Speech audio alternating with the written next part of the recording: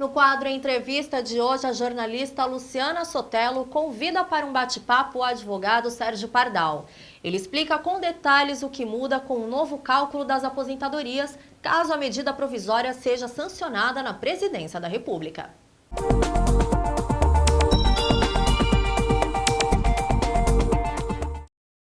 Aprovada na Câmara dos Deputados, a proposta de mudança do cálculo das aposentadorias visa o fim do fator previdenciário. Para você entender melhor como funcionam essas alterações, eu converso agora com o advogado previdenciário Sérgio Pardal. Bom dia, Pardal. O que é esse fator previdenciário? Por que ele foi criado? Bom dia. O fator previdenciário foi criado porque o governo FHC tentou impor um limite de idade para a aposentadoria por tempo de contribuição no chamado regime geral do INSS. Notem que para o servidor público isso passou. Servidor público que entrou depois de 98 só se aposenta com 35 de contribuição e 60 de idade se homem e 30 de contribuição e 55 se mulher.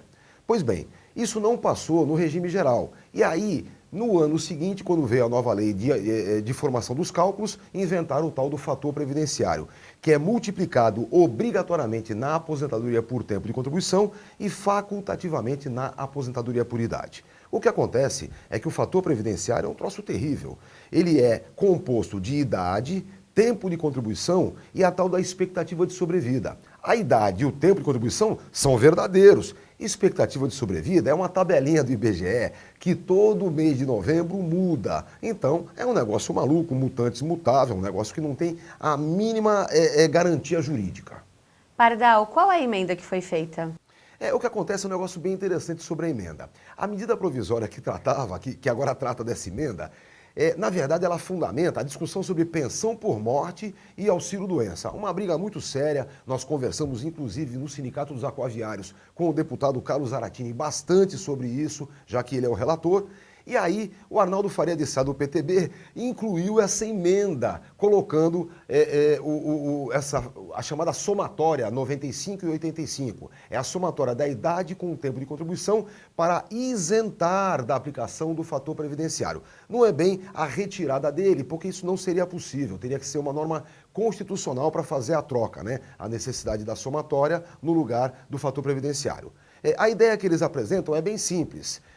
Se na somatória da idade com o tempo de contribuição der 95 para os homens ou 85 para as mulheres, bem simples, né? 35 de contribuição com 60 de idade dá 95. 30 de contribuição com 55 de idade para a mulher dá 85. Então, quem somar isso fica isento do fator previdenciário. O FP não entra. Agora, quem quiser se aposentar antes, as mulheres com 30 anos, os homens com 35, não tem nenhum problema. Podem se aposentar, mas aí vai tomar um FP que vai lhe comer um pedaço enorme da sua média. Essa é a ideia. Então, a somatória 95-85 viria para isentar da aplicação do fator previdenciário quem atingir.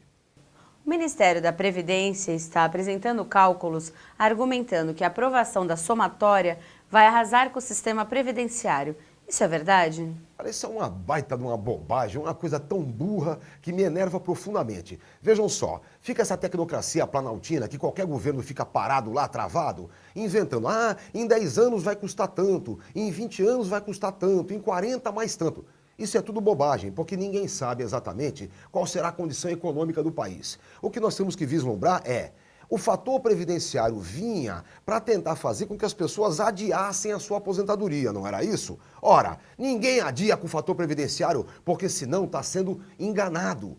Adiar com o fator previdenciário, você não sabe quanto será o fator daqui a 5 anos, por exemplo, e o que você perde do tempo que deixou de receber não recupera nunca. Ora, se a ideia do governo é que o trabalhador adie sua aposentadoria, a somatória 95-85 sim, é algo que dá direito. Por quê? Porque se você somar idade com tempo de contribuição, completando os homens 95, as mulheres 85, fica com a totalidade da média, sem depender desse mutante mutável que é o fator previdenciário. Então é claro que até mesmo para o governo, o menos pior é a fórmula 95-85. Não é maravilhosa, não. Maravilhoso mesmo para o trabalhador era poder se aposentar como era antes. Já que não será possível, o menos pior será a aprovação da somatória. Idade com tempo de contribuição, 95 para os homens, 85 para as mulheres. Se for aprovada também no Senado, a presidente Dilma deve vetar a proposta?